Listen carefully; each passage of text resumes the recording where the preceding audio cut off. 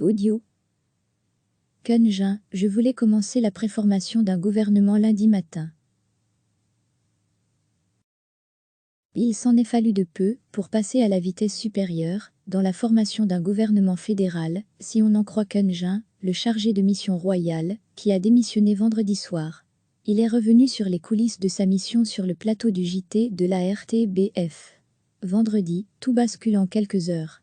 Alors que ça discute entre le PS et la NVA à l'abri des regards, le président des socialistes francophones, Paul Magnette, sort dans la presse et enterre définitivement la possibilité d'une coalition avec les nationalistes flamands.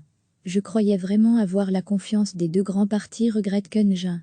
À mon avis, nous avons été très loin dans les discussions.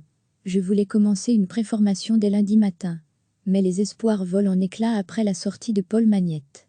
Je ne suis pas quelqu'un de naïf, tranche Keun-Jin. Je peux entendre non comme réponse.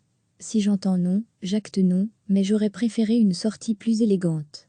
Keun-Jin raconte que Barre de Wevé et Paul Magnette se sont énormément parlé ces derniers jours. Les discussions sont allées loin, j'ai mis des choses très concrètes sur la table, parce que le PS le demandait. J'ai même mis des choses très concrètes chiffrées sur la table. Et manifestement, il y avait un terrain d'entente. Je pensais qu'on pouvait y parvenir, explique Keun-Jin. Il y avait de la bonne volonté des deux parties.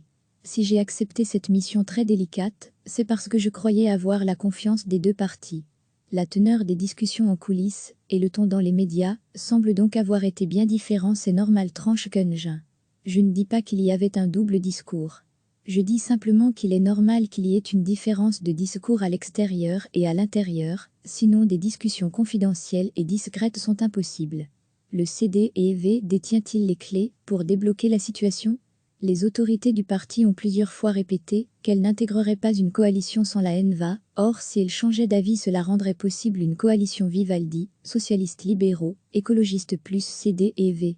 Malgré ça, pour Keun-Jin, le CD&V, son parti n'est pas le seul à ne pas croire en la coalition Vivaldi. Lors de ma mission, j'ai reçu tous les partis, les uns après les autres. Au moins 3 partis nécessaires à une coalition Vivaldi, sans parler du CD&V, pensaient que ce scénario serait extrêmement compliqué à mettre en œuvre maintenant. Si tous les partis que j'ai consultés m'avaient dit clairement « il faut une Vivaldi », j'aurais été voir mon président de parti pour lui dire « tout le monde veut une Vivaldi et veut que tu sois dedans ». Ce n'est pas le message que j'ai reçu. Même s'il estime que le CD&V n'est pas le seul à détenir les clés, Keun-Jin reconnaît quand même ne pas trop croire à la coalition Vivaldi. Il estime que son parti n'a pas reçu de gages suffisants des autres pour se lancer sans la NVA. Pour nous, le communautaire et l'éthique sont très importants. Or le ciment de cette majorité est le progressisme éthique et culturel, et le non communautaire.